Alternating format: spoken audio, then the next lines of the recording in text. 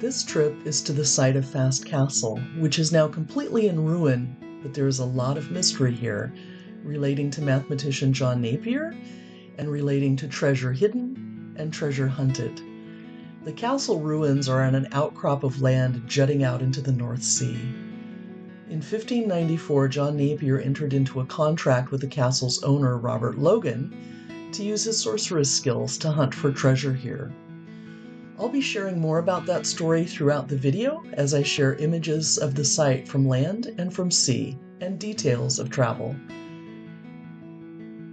The best source on treasure at Fast Castle remains the 1971 publication Gold at Wolf's Crag by Fred Douglass. My first visit was by land and was something that was challenging at first for me to figure out how to arrange. It's a pretty remote spot, and I finally got here by connecting with Toby, a Tours by Locals guide from Edinburgh. I'm so happy to have connected with him and that this finally worked out. Again, it's pretty remote, and even once we arrived by Land Rover, there was a bit of a walk ahead of us, parts of it quite steep. As I let the pictures play of our walk from the vehicle through the farmland and over the hills, I'll make a couple of comments about the treasure contract between John Napier and Sir Robert Logan. The contract alone brings us into the realm of mystery. It was written by Napier himself in the 1590s, which is in the reign of King James VI, who was vehemently anti-witchcraft. So claiming to have magic treasure hunting skills seems a dangerous proposition. Oh, a quick comment about the scenery. We were here in August and it was just gorgeous. The hillside was purple and gold with heather and gorse, and the hills curved so steeply to the sea that it seemed you could roll right off. Here you can begin to see the ruins of the castle in the distance. Can you see Toby up ahead in this picture? It gives a bit of a sense of how far we have to go yet. But back to the story. Some possibilities for treasure are Templar treasure, smugglers' hoards, wreckers' plunder, Armada gold from Spain, or literally a king's ransom. There had long been rumors of treasure here, else this contract would not have been entered into. And now we've finally reached the bridge to the castle. Prior to my visit in 2021, I had done a lot of searching for images online, and nearly all the images I was able to find showed just this view. To me, this bit of land jutting out into the North Sea does not look anywhere near large enough to have had a castle built on it. And, by the way, even crossing this bridge is harder than it looks.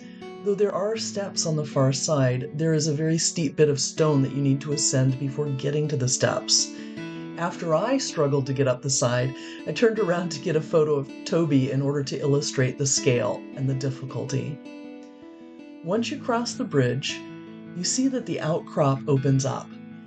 It has 3 reasonably spacious tiers on which to build, though this is impossible to capture in any single photo. You can kind of see from the side that there are multiple levels, but even in this image, a lot remains hidden. Looking out across the top again, notice the stone structure that is farthest to the left in the distance. That is a remaining piece of wall. For perspective, I'll jump to a picture of me standing next to it. At its highest point, it's at least twice my height, and maybe a bit more, but you can't tell until you make your way down to that point.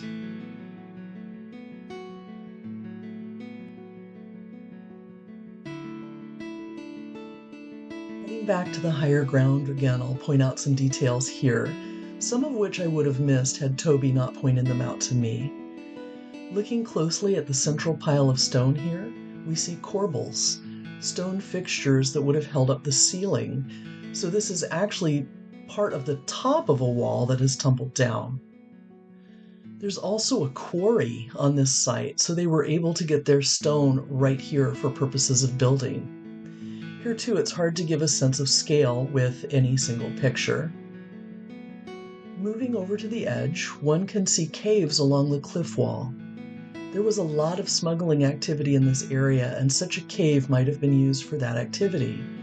It's also highly possible that this cave once linked to the upper part of the castle, though no link can currently be found. Another detail is this drain at the bottom of the wall, which is near what would have been the front gate. So even though it is a complete ruin, there are still details to be found if you look closely. It's also simply a gorgeous location. My visit by sea took place in 2022, and that was even harder for me to figure out how to arrange. In order to do this, I used the lovely small town of Eyemouth as my base. As I made my plans, I came across this eye-catching castle-like tower and found out that it's actually an Airbnb location, so this is where I stayed, and it was an amazing experience. I felt like I had my own castle. The tour company that I made arrangements with, Eyemouth Rib Tours, was just across the way from my castle home. You can see the boat here in orange and gray. Though this company has a variety of tours available, they don't normally go as far as Fast Castle, so I did have to make special arrangements for that. Here I am in the boat, looking up at my little castle on the hill, and then we set off on our journey. We headed down the inlet, through the cove, and out to the North Sea.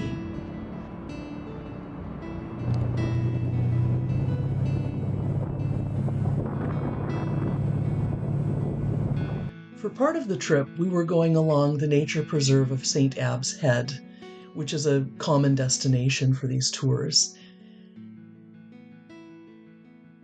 In this picture, if you look carefully, you can see that remaining wall of Fast Castle. It was so exciting for me to spot this. After years of hoping to do this, it was finally happening.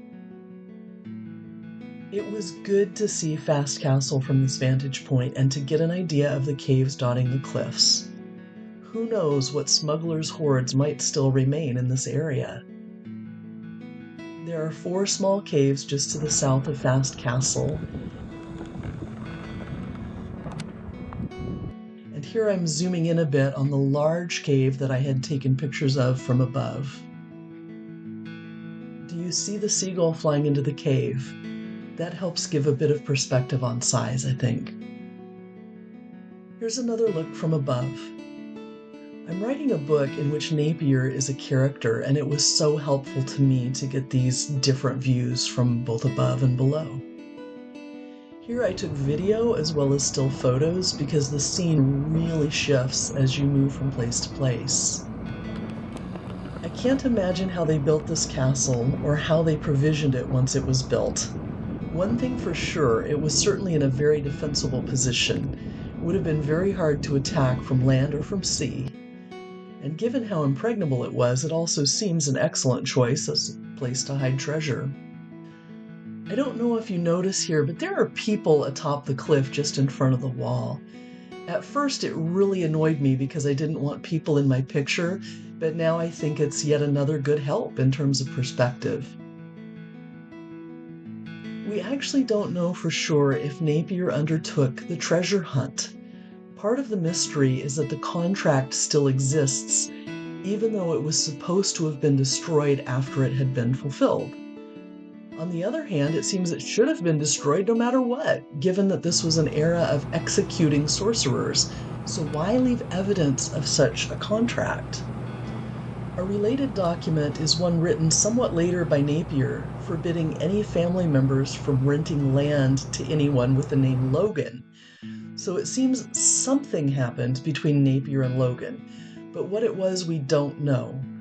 One possibility is that Napier was being lured here on false pretenses by Logan and fellow conspirators for the purpose of involving Napier in a plot or to get from him secrets of war inventions he'd been developing for the king that they could then use against the king.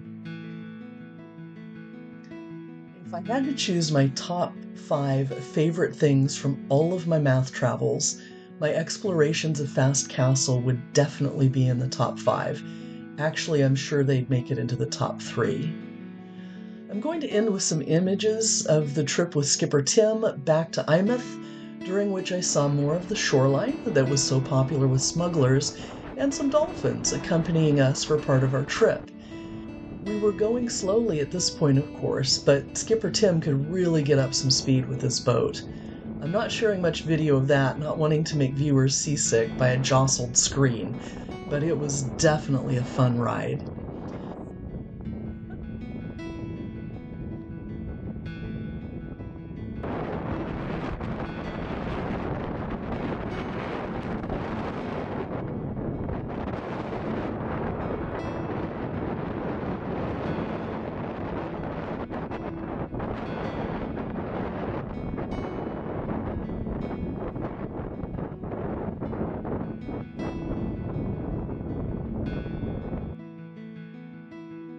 There is much beauty here, and there remain many secrets to explore here, and I, for one, certainly hope to get a chance to continue these explorations.